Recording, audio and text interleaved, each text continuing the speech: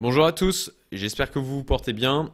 Aujourd'hui, on fait un petit point, un gros point, sur le marché des cryptos dans le cadre de ma stratégie d'accumulation, donc en préparation du futur bull run, on espère qu'il se produira, et que j'ai exposé d'ailleurs dans une série de 3 vidéos sur ma chaîne, c'est le fruit de plus de 5 années d'expérience maintenant sur ce marché crypto.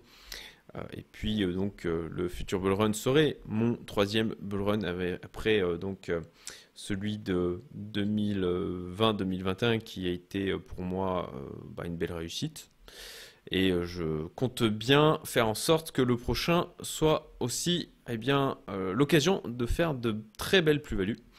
Donc, dans le cadre de cette stratégie d'accumulation, je fais donc des points mensuels sur le marché crypto où je passe en revue un ensemble d'indicateurs. Et donc, on va regarder ces indicateurs ensemble. Je vais vous parler aussi de la macro, des catalyseurs qui ont propulsé depuis une semaine et demie, 2 semaines, le Bitcoin notamment. Et puis, il traîne toujours derrière lui l'ensemble du marché des cryptos, mais le Bitcoin a été particulièrement à monter plus fort que le reste du marché. Mais bon, ça c'est quelque chose qu'on voit assez régulièrement. Je vais y revenir d'ailleurs dessus. Je vais vous parler des différents scénarios que je vois de mon côté, auxquels je me prépare tout simplement. Et donc je vous dirai ce que je fais. Je terminerai cette vidéo par une petite annonce par rapport à un truc qui devrait avoir lieu lundi. Allez, si vous pouvez liker, partager les vidéos et puis abonne-toi si le contenu te plaît, tout simplement, et si tu en veux plus comme ça. Et puis un petit commentaire pour me remercier ou me faire des retours constructifs, bien évidemment, et bienveillants, merci.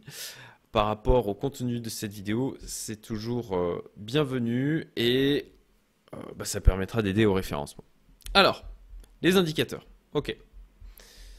Comme vous le savez, en tout cas pour ceux qui ont vu ma série de 3 vidéos, la troisième vidéo justement parle des différents indicateurs que j'ai mon petit panier d'indicateurs que j'ai pu mettre de côté au fur et à mesure des années et que je regarde donc une fois par mois. Déjà, le premier indicateur, c'est le prix, tout simplement, au niveau du Bitcoin. Donc là, on va prendre le graphique du BTC. Moi, ce que je vois là, en 4 heures notamment, c'est un triangle de compression. Voilà. Je trouve que, je ne serais pas surpris de voir une accélération haussière, notamment par rapport à un des scénarios dont je parle depuis maintenant plusieurs mois sur ma chaîne, qui serait tellement parfait pour piéger un maximum de personnes. Et c'est en tout cas ma théorie sur les marchés d'une manière générale, ma vision des choses, c'est que ils sont là pour piéger un max de gens. Ils sont pas là pour donner des plus-values à un maximum de personnes. C'est tout l'inverse. Ce sera une toute petite minorité. Et donc, j'essaye toujours de me projeter en me disant, ok, comment le marché pourrait réagir de manière à mettre à mal un maximum de personnes. Et donc, je vais revenir sur ce scénario de piège qui potentiellement est en train de se refermer. Voilà, on va voir ce que ça va donner, je reviendrai dessus. Donc par rapport au Bitcoin, concrètement, voilà, on a quand même, vous le voyez, une hausse qui se poursuit tout doucement. On a la volatilité qui se réduit. Je pense que ça peut augurer d'un mouvement potentiellement assez puissant, que ce soit vers le haut ou vers le bas. Et donc on a ce triangle de compression qui compresse vers le haut.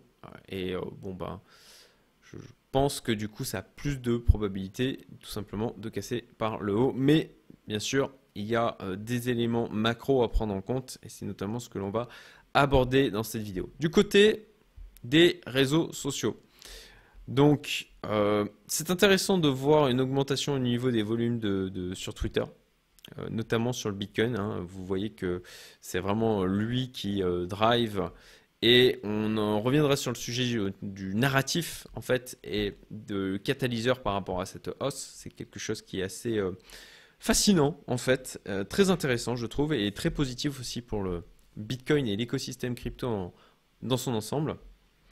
Donc là-dessus, par rapport aux indicateurs sur les réseaux sociaux, on voit qu'il y a une augmentation aussi des commentaires sur Subreddit. Néanmoins, on reste sur quelque chose qui, vous le voyez, hein, est très maîtrisé.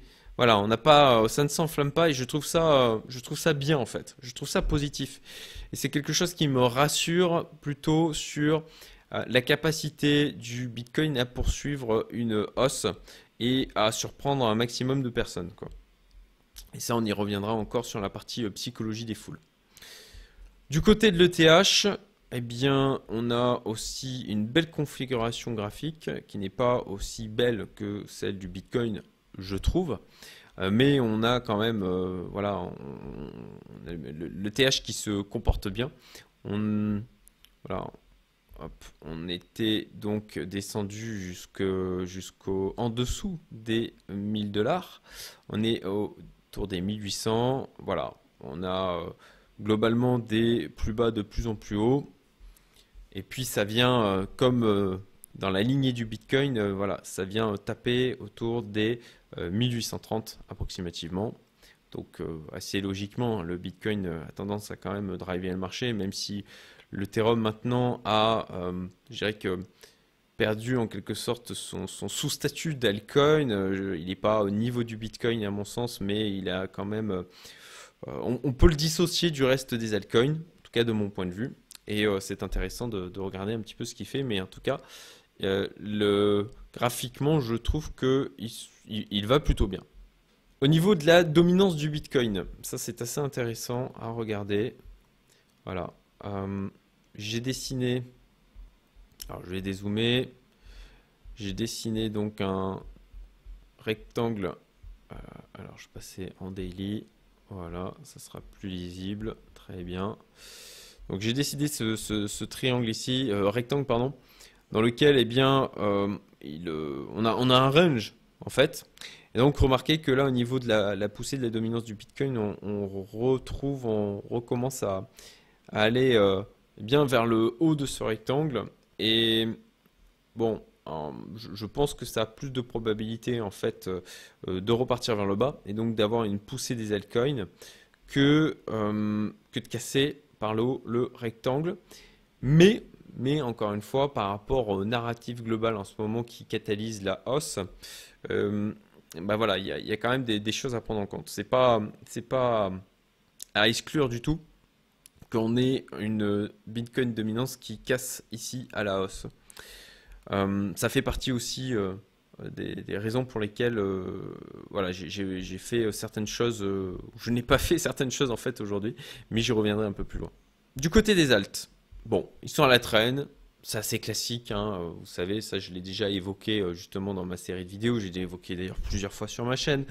Voilà, on a cette pattern qui se répète avec un Bitcoin qui pousse, ensuite les alts principaux qui se mettent aussi à pousser, avec aussi une notion de rotation de secteur à l'intérieur des alts. Mais voilà, on a grosso modo quelque chose qui se dessine de ce type avec un Bitcoin qui monte, l'Ethereum qui eh bien, va arriver en deuxième position, puis ensuite la valeur va se déverser du côté des alts. Donc voilà, si tant est que la hausse se poursuive, bien évidemment. Il y a le XRP, moi je trouve assez intéressant, je le garde depuis maintenant, hein. Eh bien, je conserve ma position pour ma part depuis... Alors ça avait été la déception hein, lors du dernier bull run et je conserve cette position depuis eh bien fin 2020 si je me souviens bien. Alors bien sûr j'en avais avant mais j'avais renforcé et ça avait été une des déceptions donc, du dernier bull run. Néanmoins je pense qu'il a quand même le potentiel de nous surprendre, il est toujours là et l'écosystème continue d'évoluer. Et je trouve assez intéressant là ce qu'il est en train de nous faire. Vous voyez, alors j'ai dessiné cette droite de tendance, alors elle n'est pas parfaite, on est d'accord, mais vous voyez bien qu'effectivement on est venu la travailler un paquet de fois. Et là, il semblerait, il faut voir la clôture daily, que eh bien il l'est cassé par le haut. Donc bon, à surveiller, un mouvement assez violent, comme il peut en faire régulièrement du côté du XRP. Donc bon, est-ce qu'il nous offrirait une petite accélération? Eh bien, ça serait possible. En tout cas, là, on a quand même, bon, il s'est enfin, clairement extrait là de cette droite de tendance, en tout cas en clôture daily. Et puis bon, bah, maintenant il faut voir, parfois il peut pousser très fort et retomber rapidement derrière, donc il faut rester prudent avec le XRP. Le BNB, ça compresse par le haut. Moi, vous le savez, si vous avez regardé justement mes différentes vidéos où j'exposais aussi mon portefeuille et la pondération associée. Le BNB, moi, est en troisième position dans mon portefeuille avec une pondération de 10%. Et donc, bon, bah voilà, on a aussi des plus bas de plus en plus haut, une belle résilience hein, du côté du BNB. Moi, il m'avait offert de très très très belles plus-values lors du dernier bull run. Et on a donc une compression aussi par le haut, alors moins marquée que ce que l'on peut voir à mon sens sur le Bitcoin. Mais donc voilà, est-ce que là, si on a un Bitcoin qui poursuit sa hausse, on pourrait avoir aussi un effet d'accélération sur le BNB et aussi une diminution de la dominance du Bitcoin puisque voilà, comme je vous l'ai montré, on arrive en haut du rectangle au niveau de la dominance du BTC. Ensuite, qu'est-ce que je voulais voir? Le Atom, alors ça c'est une configuration que l'on voit sur plusieurs alts hein, de toute manière. En tout cas les alts qui se sont montrés plutôt résilients, et en tout cas que moi j'affectionne et que j'ai intégré dans mon portefeuille. Donc on va pas passer toutes les alts en revue, hein, c'est pas l'objectif, mais de la même manière, voilà, on retrouve ce type de configuration avec des plus bas de plus en plus haut, la gestion en daily de nouveau, et une configuration que moi j'aime bien au niveau de l'Atom. Ensuite, le Fear and Greed Index qui est pour l'instant donc à 62. Donc on a voilà, un petit peu greed, un petit peu de vert. Sincèrement, je préférerais le voir un peu plus indécis. Mais bon, c'est pas non plus, c'est pas parti dans les extrêmes. Donc pour moi, ça reste un élément qui est plutôt positif pour eh bien, potentiellement continuer d'alimenter eh bien, la hausse. La dominance du Bitcoin, bon, ça je l'ai déjà, c'est en doublon, excusez-moi pour ça. Tendance globale d'adoption. Donc, bon, ben, on voit que on a un nombre de nouvelles adresses donc, sur le réseau Bitcoin qui repart à la hausse. Donc ça, c'est quelque chose qui est plutôt positif aussi. Le nombre d'adresses actives, bon, là, on continue de travailler. On a une stabilisation à ce niveau-là. Rien de voilà une augmentation aussi hein, depuis janvier 2023 mais qui suit le cours du BTC, rien d'extraordinaire à ce niveau là, rien d'anormal, mais on n'avait pas d'envolée fulgurante, ce qui pour moi est plutôt bon signe aussi, puisque ça veut dire qu'il n'y a pas voilà, on garde un marché aujourd'hui qui est plutôt adressé aux initiés. Et on n'a pas du tout d'euphorie sur les médias, sur les réseaux sociaux. Et pour moi, je trouve ça plutôt rassurant.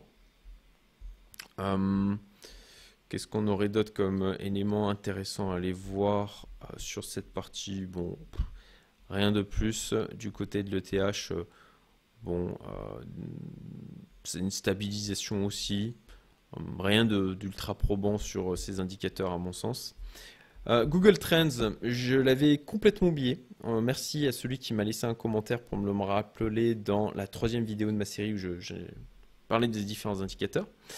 Et donc là, si on prend sur les 12 derniers mois, on a donc au niveau des termes de recherche sur le Bitcoin une petite augmentation, mais on reste encore très très très loin des plus hauts que l'on a pu avoir dans le passé. Et ça aussi, pour moi, c'est quelque chose qui reste positif. Le MRVZ score, donc de la même manière, hein, vous voyez que l'on reste très bas sur cet indicateur, donc ça reste une zone qui n'est pas forcément déconnante d'un point de vue accumulation en visant eh bien, un prochain mouvement, un prochain bull run. Alors bon là ça a quand même pas mal poussé, rentrer maintenant massivement, je pense que ça serait clairement une erreur. Mais encore une fois, hein, je ne fais pas de conseil en investissement, moi je vous parle juste de ce que j'interprète, de ce que je fais. À vous, c'est vraiment un pur but éducatif. Donc ne suivez surtout pas aveuglément ce que je choisis de faire de mon côté. Nourrissez-vous juste de ce que je peux vous partager. Donc sur voilà, le MRV Z-Score, on voit qu'on reste, alors bien sûr, hein, la zone parfaite c'était dans le vert, bien évidemment. Néanmoins, bon, on reste quand même assez bas et il y a encore beaucoup de potentiel de hausse sur la base de cet indicateur. Au niveau du prix du Bitcoin, alors là-dessus, le Fear and Greed Index qu'on retrouve ici aussi. Voilà, le Bitcoin versus S&P 500, donc on voit donc Tesla, Apple, etc. On voit que donc il a quand même fortement poussé là depuis approximativement le 10 mars. On va revenir hein, sur les raisons associées, mais de toute façon j'ai fait des vidéos autour notamment de l'événement qu'il y a eu avec Silicon Valley Bank, SVB, et aussi le DPEG qu'on a eu sur le USDC. Donc Bitcoin Price Prediction, on voit que sur un certain nombre d'indicateurs, on est encore loin de ce sur quoi il table en termes de prix du Bitcoin. Donc de la même manière, a priori, on a bien de la marge encore en termes de hausse. Rien de plus intéressant. Le CBBI, donc qui a un score de 24 sur 100. Donc de la même manière, encore une fois, hein, on reste bas sur cet indicateur. Alors, après que ça ait poussé autant, est-ce qu'il faut acheter, est-ce qu'il faut vendre?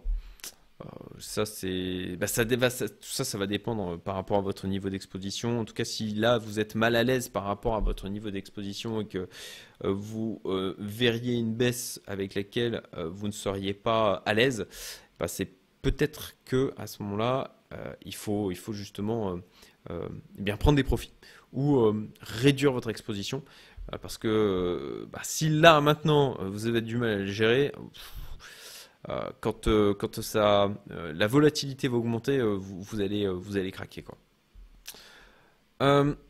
Analyse donc du cours du Bitcoin avec un ensemble d'indicateurs, donc globalement plutôt dans le vert. Ça c'est quelque chose que j'utilise depuis récemment, hein, donc j'expérimente et je vois un peu comment ma lecture, qu'est-ce que remonte cet indicateur, cet ensemble d'indicateurs versus ensuite ce que fait le marché. C'est assez intéressant du coup d'avoir un suivi par rapport à ça, et c'est comme ça aussi qu'on acquiert de l'expérience, hein, tout simplement. Donc je ne prends pas de décision basée sur celui-ci, mais je regarde un peu comment il évolue. Donc en termes de surachat, survente, voilà, il y a juste en daily, effectivement, des indicateurs qui disent qu'il y aurait plutôt du surachat. Et puis en 5 minutes. Mais bon, là on est vraiment en ultra court terme, ça me semble pas très très intéressant. Sur la Moving Average 200 en weekly, donc là on voit qu'on est passé au-dessus. De la même manière, là on rejoint donc Power Law Scales, donc c'est encore d'autres indicateurs différents. Line of Best Fit, de la même manière, on voit qu'on est en train de la rejoindre, mais que, encore une fois, hein, en prenant du recul, il y a encore un potentiel de hausse qui est important. Voilà globalement au niveau des marchés. On va quand même aller voir le DXY. Alors, c'est intéressant là-dessus parce que effectivement, dernièrement, on a eu donc le Bitcoin qui s'est mis à monter en parallèle de l'or. Et là, regardez, on a l'or aussi qui, lui, baisse, alors qu'on a un Bitcoin qui se maintient. Je trouve ça particulièrement intéressant. Et on reviendra autour du narratif des catalyseurs. Si on va voir du côté du DXY, donc on a une baisse de celui-ci. Et donc, habituellement, effectivement, ça favorise une hausse des autres devises, des marchés, d'une manière générale, et notamment du Bitcoin et du Gold. Mais bon, le Gold, il avait vraiment beaucoup poussé là, donc on se tape une correction. Néanmoins, c'est quand même vraiment intéressant de voir la résilience qu'il y a du côté du Bitcoin. Macro et catalyseur. Donc, Voilà, vous avez suivi, je pense, le feuilleton Silicon Valley Bank. Je ne vais pas revenir dessus. Si vous voulez en savoir plus, vous tapez sur YouTube, Google, vous trouverez plein d'informations. Il y a eu des foisons de vidéos qui ont été faites pour expliquer le truc. L'objectif, c'est pas de faire une énième redite. Ce qui est intéressant, c'est donc cette annonce de la part de Binance voilà, qui ont annoncé qu'ils allaient convertir 1 milliard de BUSD stablecoin en Bitcoin, Ether, BNB et autres tokens. Donc bon, bah ça a quand même le potentiel de faire monter les cours. C'est voilà un des éléments pour moi catalyseur et aussi peut-être du maintien du cours du Bitcoin. On a une crise de confiance dans les banques, voilà, avec du coup ben, la Fed qui a réagi en disant que, ben, en clair, elle refournissait de manière illimitée de la liquidité aux banques. Certains disent non, mais c'est pas la planche à billets comme d'habitude. Oui, certes, si ce n'est que quand même, les banques peuvent aller chercher de la liquidité sur la base des obligations d'État américaines qu'ils ont en portefeuille et de manière illimitée. Donc, bon, ça reste quand même du déversement de liquidité massif. Et les banques, en plus de ça, qui le font, c'est anonymisé de manière à ne pas de créer de panique par rapport aux personnes qui ont des dépôts chez eux. Le narratif autour du Bitcoin, voilà, qui a réagi positivement en parallèle du gold, en mode valeur refuge. Et ça, c'est quand même quelque chose qui... Alors, il y avait le narratif autour du Bitcoin, autour de ça, c'est un valeur refuge, une alternative au système bancaire d'une manière générale, aux devises, au fiat. Et là, alors de mémoire, c'est peut-être la première fois où vraiment on le voit se concrétiser. Et ça, ben, pour quelqu'un comme moi qui est quand même... j'aime l'environnement crypto. Et j'aime aussi la philosophie qu'il y a derrière tout ça. Et bon, bah, je dois avouer que ça me fait plaisir. Voilà, petit plaisir en passant sur le fait que le Bitcoin soit considéré comme une valeur refuge. En tout cas, voilà, il me semble que c'est une des raisons de la hausse du Bitcoin dernièrement. C'est notamment, en fait, ce qui est intéressant, c'est que lors de mon dernier call, je prends des calls tous les mois avec Oussama Hamar. Lors de mon dernier call, d'ailleurs, il m'a narré le week-end apocalyptique qu'il avait passé à gérer, eh bien, avoir des CEO de start-up qu'il avait accompagnés pour lever des fonds en pleurs et en panique totale avec ce qui se passait au niveau du SVB.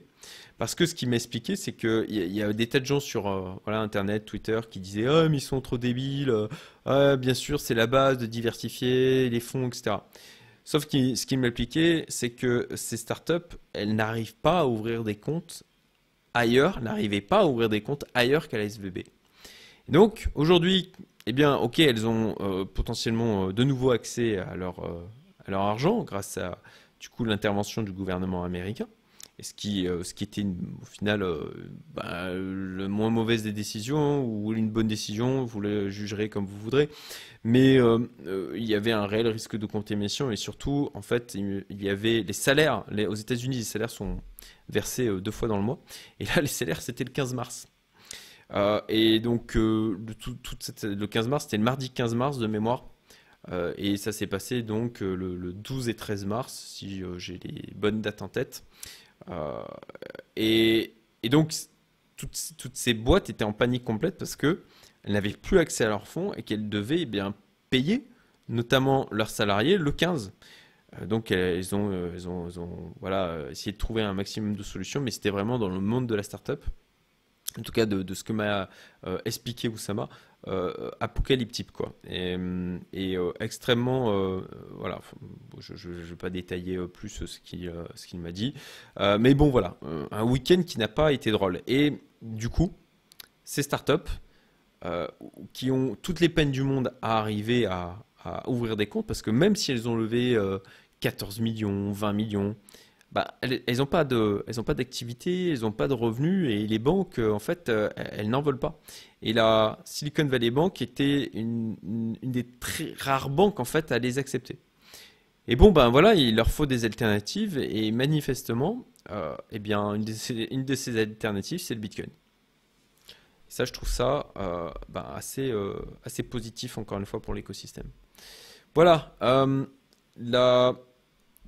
Ah, j'ai un petit problème. Ah non, c'est bon, voilà, ça affiche. Donc là, on voit, du coup, si je zoome sur les 6 derniers mois, voilà. Donc ça, c'est la balance sheet de la réserve fédérale euh, américaine. Et donc, on voit que en l'espace d'une semaine, on a eu à peu près un plus 300. Alors, attends, je ne vais pas dire de bêtises, hein. Je crois que c'est plus 300 milliards, c'est ça. Ouais. Plus 300 milliards de dollars dans sa balance. Donc, bon, bah, de la liquidité qui, de ce que je comprends, hein, a été déversée sur les marchés. Psychologie des foules. Alors, moi, je trouve assez intéressant là de voir la prudence des d'un certain nombre d'influenceurs crypto, ce qui, voilà, c'est pas non plus une mauvaise chose d'être prudent, mais ils sont vraiment en mode très prudent. Du déni de certains, on voit vraiment des personnes qui étaient ultra bear, qui disaient oui, ça va être 12 000, moi je l'attends à 12 000, 8 000, qui maintenant se sont dit ah oui, mais non, c'est une hausse, les raisons de la hausse ne sont pas les bonnes. C'est bon, je trouve ça un peu drôle, voilà, ce côté déni. De la peur aussi, ça c'est bien, il y a quand même encore de la crainte là de dire ah, est-ce qu'on est en train de se faire piéger. Est-ce qu'il y a des gens qui ont vendu là à 28K, ce qui selon leur stratégie n'est pas forcément une mauvaise idée, hein. Manifestement, de ce que je vois, il y en a certains qui sont plutôt long terme et qui ont quand même vendu, histoire de prendre quelques profits. Et je trouve ça assez intéressant, de la même manière, en termes de psychologie des foules, d'avoir des gens qui sont vraiment dans la crainte là actuellement. Et, et on a un élément de frustration en mode, j'ai pas assez accumulé. Voilà, des gens qui sont là en espérant, à espérer effectivement que ça parte pas, que ça retombe, de manière à leur laisser le temps d'accumuler. Et ça c'est quelque chose qui, moi, vient alimenter un de mon scénario privilégié, préféré là aujourd'hui, alors je ne table pas uniquement sur celui-là, mais je vais y revenir après. Et puis donc nous sommes le 22 mars, alors moi il est 17h heure mauricienne, je ne me rappelle plus exactement à quelle heure il y aura des annonces du côté de la Fed, c'est en fin de journée, si je ne me trompe pas du côté de Maurice, il faudra que je vérifie après. Mais donc on a aujourd'hui le FOMC meeting avec bien des attentes de décision de la part de la Fed. Est-ce qu'ils vont être en mode ok, on arrête la hausse des taux, baisse des taux, ça j'y crois pas beaucoup. Alors on arrête de hausser les taux, ça serait vraiment d'envoyer un signal en mode peur à l'ensemble du marché, parce que ça voudrait dire ouais, on arrête de hausser parce qu'en clair c'est en train de foutre en l'air le système. Donc il y a une espèce de consensus pour dire oui, en fait ils vont hausser mais de 0,25 comme ça, on est en entre-deux, on fait pas trop peur au marché, on vient pas non plus trop nourrir la hausse de celui-ci en disant enfin voilà, une espèce d'entre-deux, parce que en fait s'il disait on stoppe la hausse des taux, alors, à la fois, ça pourrait déclencher une hausse du côté des marchés et en même temps créer de la peur. Donc voilà, quel narratif, quel sentiment serait prépondérant. Bon, c'est difficile de savoir. Et un entre-deux pour une espèce de statu quo en mode comme ça, on se mouille pas trop. Eh bien, ça me semblerait cohérent. Scénario. Donc, scénario 1. On franchit pas les 28 000, on retombe violemment, potentiellement on repasse en dessous des 25, on retourne dans le range de mémoire entre 15 et 25 approximativement.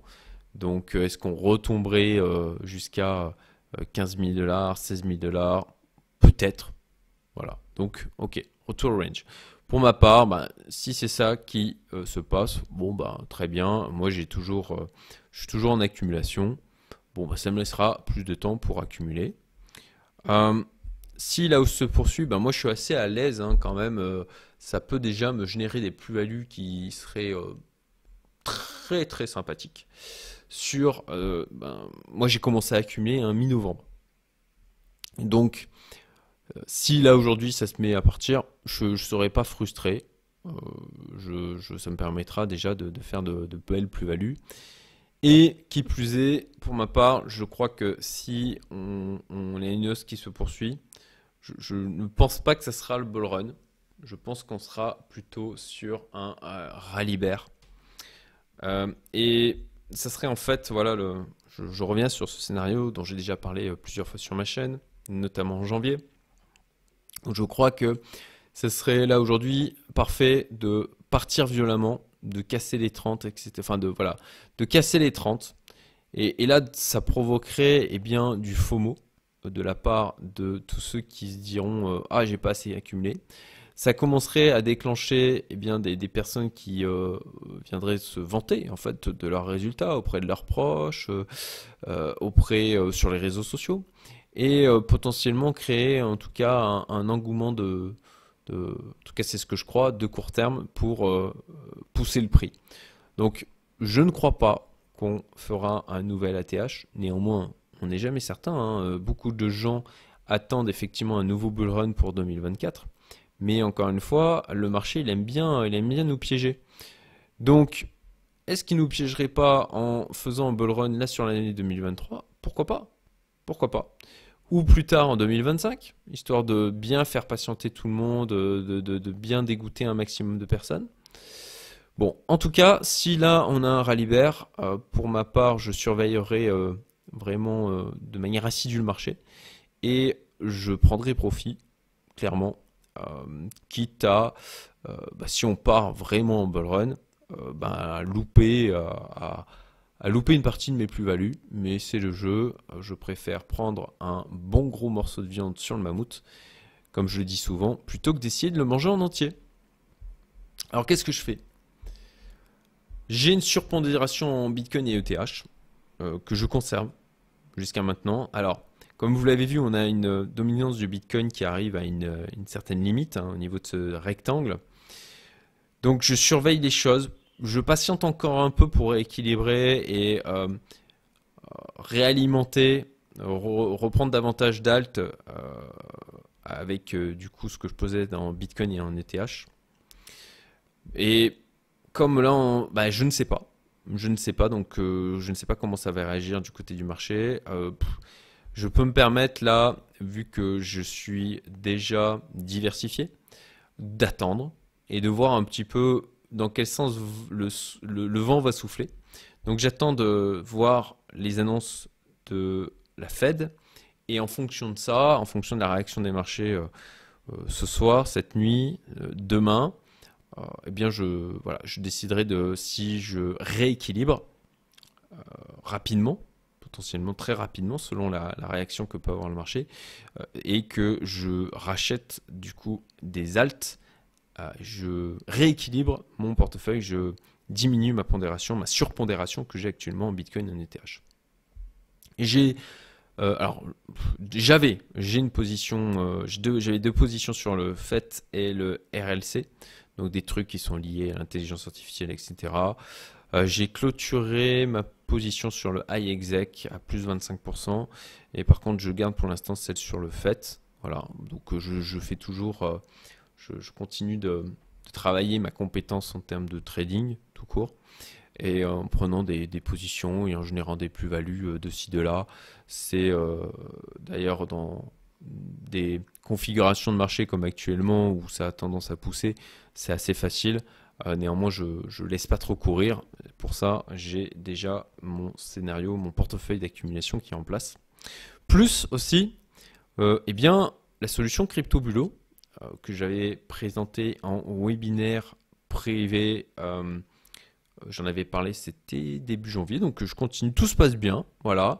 Rapidement, pour vous dire, c'est un indice crypto, en fait, avec un système de rééquilibrage automatique. Donc là, vous voyez, j'ai pas grand-chose dessus, hein. Je mets de l'argent au fur et à mesure. L'objectif, c'est d'arriver au moins à mettre 5000 dollars dedans. Et c'est une toute petite partie de l'ensemble de mon portefeuille crypto. Mais j'aime bien l'approche, voilà. Et donc, j'accumule par ce biais aussi en mode index crypto. Et ça me permet aussi d'expérimenter la solution. Et qui sait, à un moment donné, potentiellement, j'augmenterai du coup l'argent que j'y consacre. Vous avez d'ailleurs un lien en description si vous êtes intéressé, hein, donc pour ouvrir un compte chez eux. J'ai pas mal de membres de ma communauté qui effectivement ont été assez séduits par la stratégie qui est assez simple, efficace et qui me semble, moi, plutôt bien pensée. Et voilà. Et en l'occurrence, si ça vous intéresse d'en savoir plus, hein, vous pouvez du coup suivre mon lien en description et découvrir ce qu'ils font. Petite annonce, alors c'est du conditionnel. Une opportunité d'investissement présentée en live lundi sur du coup un token qui est actuellement en vente publique. Et sur cette opportunité, alors j'avais la possibilité eh bien d'être rémunéré en fait sur du coup les achats que les personnes qui me suivent auraient pu faire. Mais en fait, ce que j'ai choisi de faire, c'est plutôt de que vous gagnez plus en fait de votre côté. Je ne gagne absolument rien, nada, du coup sur cette opportunité d'investissement. C'est une public sale, les private sales, ça je les réserve du coup à ma communauté privée et éventuellement à ma communauté étendue via le Discord public et ma liste email privée. Vous pouvez d'ailleurs les rejoindre, vous avez les liens en description. Mais voilà, je dois finir d'étudier le projet. On a planifié le truc, ça sera lundi à midi et demi. Oui, c'est ça, lundi midi et demi. Vraiment un très beau projet, en tout cas de ce que j'ai vu jusqu'à maintenant. J'ai échangé déjà avec le fondateur qui a déjà un très beau parcours d'entrepreneur avec déjà des réussites d'un point de vue entrepreneurial. Et pour ma part, disons que les projets où il y a un entrepreneur qui a déjà eu des réussites, déjà l'expérience, c'est des projets que j'aime bien. Ils font déjà énormément de choses, ils ont déjà mis beaucoup de choses en place. Moi j'aime vraiment aller sur des projets comme ça où il y a déjà un produit, ça tourne déjà. Et je vous le rappelle, hein, c'est en ce moment que c'est intéressant d'aller faire son petit marché de tokens qui ont du potentiel de nous générer des plus-values délirantes, quoi. Concrètement, on sait qu'on peut tout perdre, voilà. Mais c'est des trucs sur lesquels, en bull market, on peut faire des fois 50, des fois 100, voire même au-delà. Ça peut aller à zéro aussi, clairement, mais c'est une asymétrie de gain qui est, comme moi je les aime bien. Voilà, on sait très exactement ce que l'on peut perdre. Par contre, on a un potentiel de gagner beaucoup plus. Et j'essaye de maximiser ces paris, moi, en allant sur des projets où il y a déjà des fondamentaux qui sont forts, déjà des partenariats bien mis en place. Et en ce moment, ces boîtes-là, eh bien, en private equity ou aussi au niveau des tokens, en termes de private sale ou public sale, eh bien, c'est pas facile pour elles de lever des fonds. Et pour nous, c'est la période parfaite en tant qu'investisseur. C'est maintenant qu'il faut se positionner sur ces projets. C'est maintenant qu'il faut faire son petit marché parce qu'on profite eh bien, de conditions qui sont idéales. Donc c'est pour ça que dernièrement je présente ce genre de choses parce que moi-même j'y vais dessus. Et donc si je présente lundi cette opportunité, donc abonnez-vous, raison de plus pour vous abonner, merci. Eh bien, a priori oui, hein, mais je veux vraiment finir de regarder le dossier pour me décider complètement. Et donc vous aurez la capacité eh bien d'acheter de ce token avec eh bien, des avantages exceptionnels puisque j'ai refusé ce que je pouvais y gagner dessus pour que vous en profitiez. Je l'ai fait plusieurs fois déjà sur ma chaîne et j'espère que vous serez quand même sensible à la chose, quoi. Et puis, si je vous invite à nouveau à aller voir ma série de vidéos sur ma stratégie détaillée, je vous mets le lien en haut à droite, en haut à gauche, voilà, il va s'afficher là sur l'écran en fin de vidéo. Et puis, écoutez, on va voir ce que ça nous donne du côté de la Fed. Prenez du recul, réfléchissez, maîtrisez vos émotions, soyez pragmatique autant que possible et entourez-vous.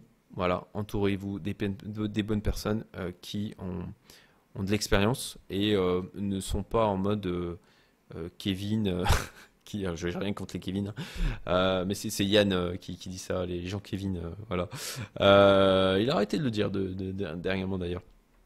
Mais en l'occurrence, voilà, pas de faux mots, restez pondérés et, euh, et ayez une stratégie d'exposition qui soit réfléchie. Je vous souhaite une très bonne fin de journée. Je vous dis à très bientôt pour d'autres vidéos.